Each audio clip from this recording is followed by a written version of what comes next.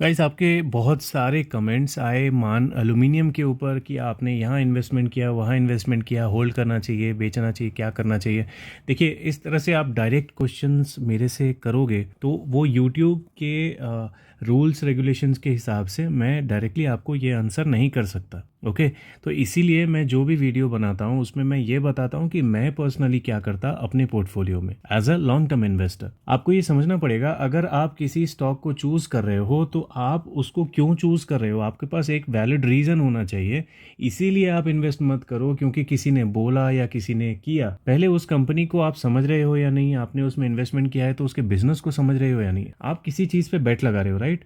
तो उस पे बेट लगा रहे हो आप कुछ सोच के, उसका फ्यूचर देख के, उसके फ्यूचर की ग्रोथ को एक्सपेक्ट करके। अगर आप ऐसा नहीं कर रहे तो आप गलत तरीके से इन्वेस्टमेंट कर रहे हो बॉस। फिर भी चलो, अगर आप नए हो, इन्वेस्टमेंट इतना ज़्यादा डिटेल में नहीं आता, आपको इतना ज़्यादा नहीं सोचने का टाइम है, बिजी रहते हो काम से, तो भी बेसिक सी चीज़ मैं कई बार रिपीट कर चुका हूँ। इस तरह का चार्ट दिखता है आपका, उसमें एक सिंपल सा बॉलिंजर बैंड का इंडिकेटर आपको लगाना है। आप सर्च करोगे बॉलिंजर बैंड और इस तरह से आपको बॉलिंजर बैंड दिख जाएगा। क्या होता है बॉलिंजर बैंड, कई बार मैंने बोला है, ये है बॉलिंजर बैंड जो ऊपर और नीचे आपको दिख रहा है, ये शेडेड एरिया दिख रहा है, तो ये होता है बॉलिंजर बैंड।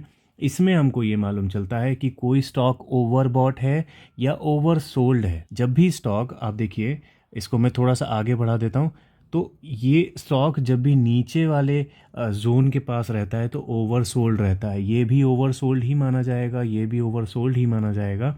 बॉटम यहाँ पे नहीं पता चलता, लेकिन ये पता चलता है कि हमें कोई भी स्टॉक ऊपर के लेवल्स पे मिल रहा है या नीचे के लेवल्स पे मिल रहा है। ठीक है, तो ये एक बहुत ही सिंपल सी स्ट्रैटेजी होती है किसी भी स्टॉक में रिस्की इन्वेस्टमेंट या फिर कम रिस्की इन्वेस्टमेंट करने के लिए। अभी अगर आपने इस स्टॉक में ये तेजी देखते हुए एंट्री की है तो आपको ये बहुत जल्दी समझना पड़ेगा कि किसी भी स्टॉक में बहुत जल्दी तेजी का मतलब होता है बहुत बुरी वाली गिरावट भी। वो गिरावट तेजी के नीचे भी जा सकती है या फिर थोड़ी लंबी गिरावट होके फिर वापस उससे टॉप से जो है ऊपर जा सकती है। थोड़ा ज़्यादा हो जाएगा नए लोगों के लिए इतना डिटेल में बताना, लेकिन आप ये चीज़ समझ लो, बहुत सिंपल सी चीज़ है। बॉलिंजर बैंड लगा लो बॉस। बॉलिंजर बैंड लगा लोगे ना तो आपको एटलीस्ट ये पता रहेगा कि कोई स्टॉक मैं महंगे में ले रहा हूँ या सस्ते में ले रहा हूँ। ठीक है, तो आपको ये पूछना नहीं पड़ेगा कि मैंने यहाँ पे एंट्री किया तो मैंने सही किया या गलत। आपको खुद समझ में आ जाएगा कि यहाँ पे एंट्री करना सही होगा या गलत।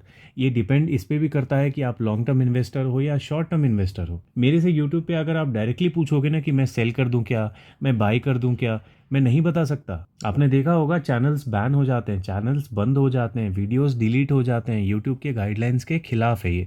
तो आपको समझना पड़ेगा। कुछ दिन पहले किसी ने मुझे डायरेक्टली आई थिंक मान एल्यूमिनियम के स्टॉक पे या फिर गैलेक्सी बेयरिंग के स्टॉक पे, आई डोंट रिमेंबर, लेकिन कोई एक बहुत ही ज़्यादा फॉल करने वाला स्टॉक था, उसके ऊपर उन्होंने लेवल पूछ लिया कि कहाँ पे मुझे एंट्री करनी चाहिए या कहाँ पे मुझे बेच देना चाहिए। इस तरह का कुछ क्वेश्चन था जिसको मैंने जिस तरीके से जवाब दे सकता था उस तरीके से जवाब दिया और वो अफेंड कर गए। तो ऑब्वियस सी बात है, उनको यूट्यूब के गाइडलाइंस वगैरह नहीं मालूम। सबको ऐसा लगता है कि ये क्वेश्चन आंसर सेशन चल रहा है, ऐसा नहीं हो सकता यहाँ पे। ठीक है, आपको ये समझना पड़ेगा। फिर भी मैं अपने वीडियोस में बहुत ज़्यादा डिटेल में चले जाता हूँ। इन फ्यूचर हो सकता है ये वीडियोस भी डिलीट हो जाएं, लेकिन इससे ज़्यादा मैं एक्सप्लेन कर नहीं पाऊंगा। अब मान एल्यूमिनियम में अगर आप अभी भी कंफ्यूज हो, क्योंकि गिरावट देखो, गिरावट चल ही रही है।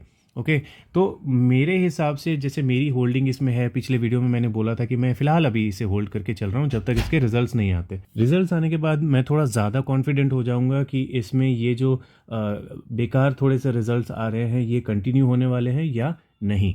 ओके, बाकी अदरवाइज इसमें अगर आप CAGR चेक करोगे, प्रॉफिट ग्रोथ चेक करोगे तो बहुत ही अच्छे हमको दिखाई दिए हैं। तो इसका जो रिजल्ट है वो आने वाला है 14 तारीख को। 14 को इसका रिजल्ट आएगा। इससे पहले अगर बाई चांस ये गिरते गिरते गिरते अगर ये इस मूविंग एवरेज के आसपास आ जाता है, ये मूविंग एवरेज क्या है आप पूछोगे, देखो ये मूविंग एवरेज बनता है automatically when you apply Bollinger band indicator.